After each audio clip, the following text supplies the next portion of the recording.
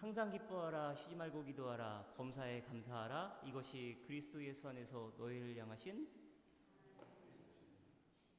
향하신 하나님의 뜻이니라.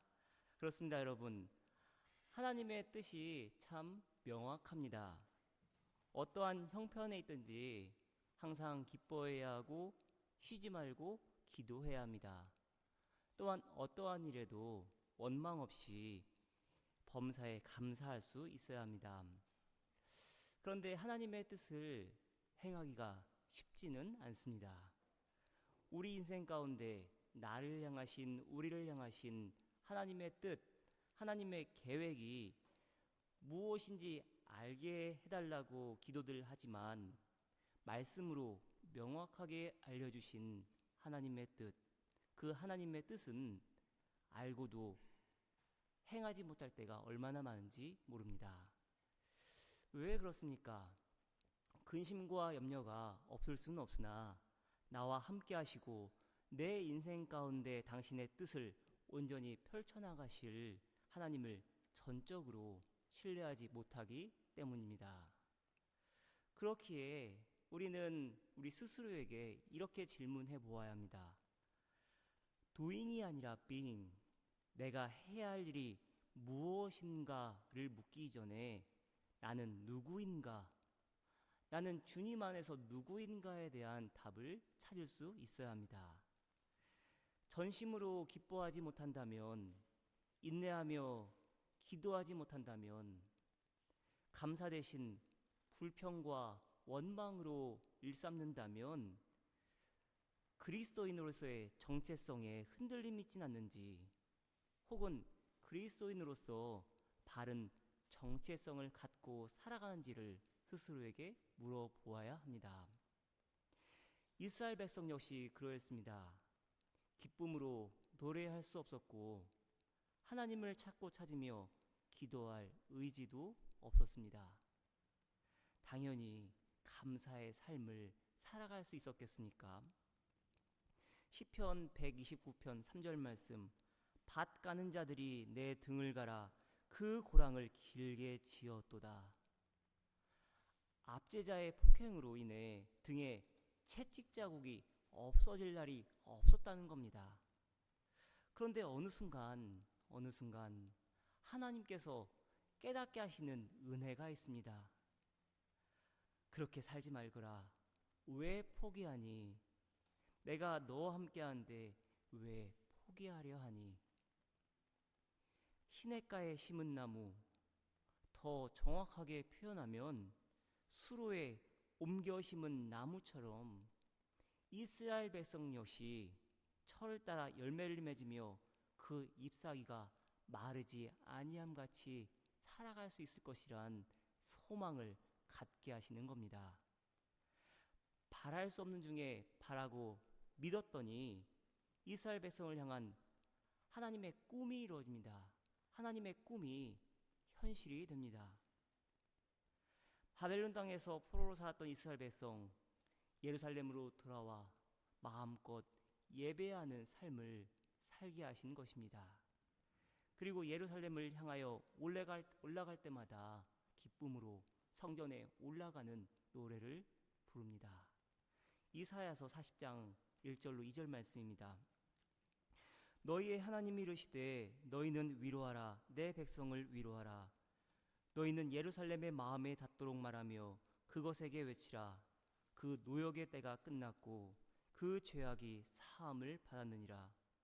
그의 모든 죄로 말미암아 여호와의 손에서 벌을 배나 받았느니라 할지니라 하시니라. 하나님은 말씀하십니다. 노역의 때가 다 끝났다고 말씀하십니다. 하나님의 응답하심을 따라 이스라엘 백성은 예루살렘으로 올라갈 수 있었고 또한 자원하는 심령으로 감사의 찬양을 올려드립니다. 큰 일을 행하신 하나님을 찬양할 수밖에 없습니다. 꿈꾸는 것 같은 시절을 보내고 있다고 찬양합니다. 오늘 본문 1절로 3절 말씀입니다. 여호와께서 시온의 포로를 돌려보내실 때에 우리는 꿈꾸는 것 같았도다. 그때 우리 입에는 웃음이 가득하고 우리 혀에는 찬양이 찼었도다. 그때 문나라 가운데서 말하기를 여호와께서 그들을 위하여 큰 일을 행하셨다 하였도다. 여호와께서 우리를 위하여 큰 일을 행하셨으니 우리는 기쁘도다. 그런데 여러분, 꿈꾸는 것 같은 시간을 보내고 있다고 고백했던 한 사람이 있습니다. 아버지의 사랑을 기억하며 아버지의 집으로 돌아갔던 집 떠난 아들의 이야기입니다. 탕자에게 회심의 단계가 있다면 이렇게 나누어 볼 수 있지 않을까 싶습니다. 첫 번째는 스스로 돌이키는 단계, 다음으론 아버지께로 향하여 순례자의 길을 걷는 단계, 마지막으로 아버지의 품에 안겨 입을 맞추는 단계입니다. 그런데 집 떠난 아들이 아버지의 품에 안겨 아버지의 입을 맞추는 바로 그 순간 작은 아들은 다시 태어납니다. 예수님 말씀입니다. 내가 진정으로 너희에게 말한다. 너희가 돌이켜서 어린이들과 같이 되지 않으면 절대로 하늘나라에 들어가지 못할 것이다. 그래서 그럴까요? 여러분, 렘브란트가 그린 탕자의 귀환이라는 그림 잘 아시죠? 한번 댁에 가셔서 그 그림 탕자의 뒷모습을 한번 보시길 바랍니다. 렘브란트는 탕자의 귀향이라는 작품에서 아버지의 품에 안겨 있는 그 탕자의 머리카락을 마치 젖어 있는 것처럼 그립니다. 마치 엄마의 자궁에서 이제 막 나온 갓난 아이처럼 그린 것인데요. 헬리나 오웬은 아버지의 품에 안긴 탕자의 뒷모습을 통해 이전의 삶을 청산하고 예수 그리스도 안에서 전혀 새로운 인생을 살아가는, 그래서 산상수훈의 말씀대로 사는 삶을 읽을 수 있다고 말합니다. 심령이 가난한 자는 복이 있나니 천국이 그들의 것이미요. 여러분, 성경에서 복이란 단어가 나오면 어떤 의미로 사용됐다고 말씀드렸지요? 첫 번째는 축복, 두 번째는 행복. 근데 시편에서 많은 구절들에서 복이란 말은 행복이란 말로 읽을 수 있고요. 팔복 역시도 행복이란 말로 읽을 수 있는데, 심령이 가난한 자는 복이 있습니다. 축복 넘치는 인생으로 살아간다는 것이 아니라 행복한 인생으로 살아간다는 겁니다. 주님 안에서 새롭게 태어난 자는 주님 안에서 행복한 인생을 살아갈 것이라는 선언입니다. 심령이 가난한 자는 행복합니다. 애통한 자는 행복합니다. 온유한 자는 행복합니다. 아버지의 품 안에서 새롭게 태어나는 인생이 진정 행복한 인생이라는 겁니다. 근데 저는 이 지점에서 헬리나 오웬의 성찰에 다시 한번 귀 기울이고 싶습니다. 분별력이라는 그의 책을 보면 바른 분별을 위한 삶에는 지금이 하나님의 인도하심 가운데 어느 시기인지를 알아야 한다고 말합니다. 그런데 잘 생각해 보면 바른 분별을 위해서만이 아니라 인생 살아가는 데 있어서도 중요한 교훈이라고 생각합니다. 특별히 우리 청년들에게, 또한 어려움의 시간을 걷는 이들에게 좋은 교훈이 될 것 같은데요. 우리 인생 전체를 가늠해 보면서 지금이 어느 때인지를 살피는 겁니다. 지금이 어떠한 때에 어떠한 시기에 있는가, 그리고 또한 지금 무엇을 행할 수 있어야 할 것인가? 내가 하나님의 인도하심에 순종하며 지금 이 순간 무엇을 행하며 나아갈 수 있을 것인가 물을 수 있어야 합니다. 나 외에는 일상의 삶에는 행동할 때, 기다릴 때, 끌려갈 때가 있다고 말합니다.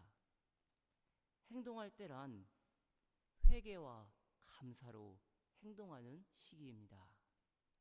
탕자에게 적용하면 스스로 돌이키는 단계입니다. 그리고 인생에는 기다릴 때가 있습니다. 하나님의 약속이 이루어질 것을 확신하고 소망하며 기다리는 겁니다. 오직 주님만을 바라보면서 견눈질 하지 않고 나아가는 겁니다. 마치 탕자가 아버지의 집을 떠났던 탕자가 아버지의 집을 향해서 순례의 길을 떠난 것과 같은 이치입니다. 마지막으로 끌려갈 때입니다. 사실 결코 이해하기 쉽지 않은 시간입니다. 그러나 영적으로 성숙하면 성숙할수록 기도하고 기다리면서 손을 펴는 법을 배우고 가고 싶지 않은 곳으로 끌려가는 것. 그런데 바로 이 시간이 탕자가 다시 태어나는 시간입니다. 아무것 없이 모든 것을 잃고 되돌아와서 아버지의 입을 맞추는 시간. 여러분, 예수님이 체포되는 사건 핵심 주제가 무엇입니까? 끌려감입니다. 넘겨지는 것입니다. 예수님이 넘겨진 직후부터 자신에게 벌어지는 일을 그대로 당하셨음에 주목해 보시기를 바랍니다. 군병들에게 체포당하였습니다. 대제사장과 빌라도 앞으로 끌려가셨습니다. 머리에는 가시관이 씌워졌고 십자가에 못 박히셨습니다. 이 순간 예수님이 할 수 있는 것 아무것도 없습니다.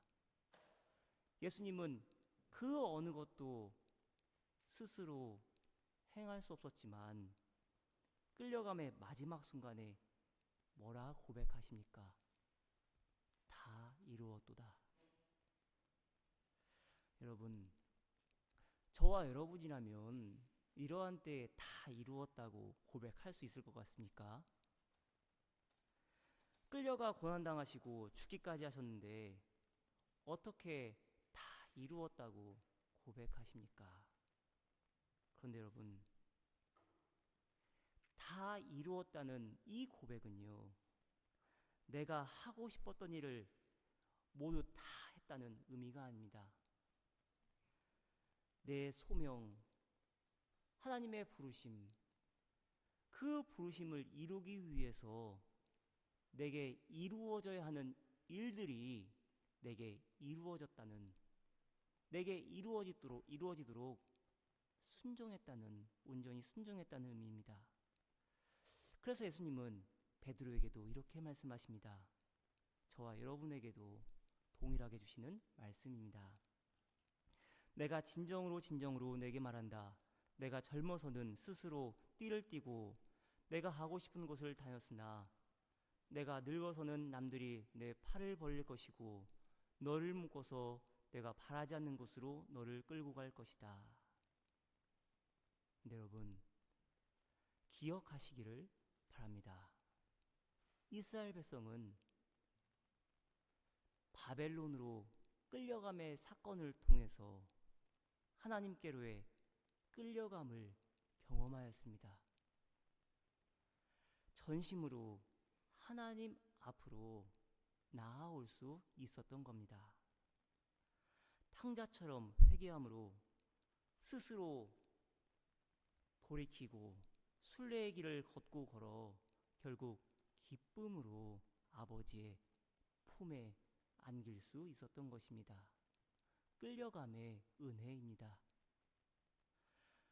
그러나 저와 여러분은 어떻습니까?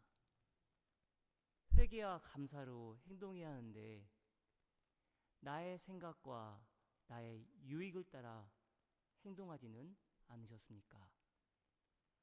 하나님의 약속이 이루어지기를 기대하며 기다릴 수 있어야 하는데 그 잠깐의 시간도 기다리지 못해서 내 마음대로 내 직성이 풀리는 대로 행동할 때는 있지 않으셨습니까? 또한 배려도 양보도 포기도 없이 내 생각을 관철시키기 위해서라면 무슨 일이라도 하며 살아오진 않으셨습니까? 우리 인생 가운데 꿈을 꾸는 것 같은 그러한 시절을 보내기 원하십니까? 그렇다면 우리 가운데 내려놓음과 끌려감이 있어야 합니다. 십자가 앞에 내려놓아야 합니다. 주님 지신 십자가 나도 지며 더 나아가 다른 이들 끝까지 사랑하고 축복하는 가운데 먼저 손 내밀 수 있어야 합니다. 십자가 그 바람이란 찬양의 가사 한번 들어보시길 바랍니다. 십자가 서 있는 곳 그 언덕 위에서 내게 바람이 불어온다. 내 모든 죄를 나의 모든 허물을 깨끗게 하실 바람이 불어온다. 아버지의 마음이 아버지의 눈물이 그 바람에 불어온다. 나를 강하게 하네 내게 능력 주시네 영원히 의의 길로 인도하시네. 아버지의 마음, 아버지의 눈물이 그 바람에 불어오는데 어찌하여 저와 여러분은 거짓된 마음을 고쳐먹지 못하고 결코 한치의 양보도 없이 평행선만을 그으며 나아가려 하십니까? 예수님은 끌려감을 통해서 당신에게 이루어질 일을 다 이루어지게 하시고 당신의 죽으심을 통해 하나님의 선하신 능력을 비추셨습니다. 내 능력이 아니라 하나님의 능력 안에서 거룩한 일들을 이루어 나가심을 친히 보이신 겁니다. 사도 바울은 고린도 교회에 눈물로 편지를 쓰며 다음과 같이 말합니다. 고린도서 1장 6절 말씀입니다.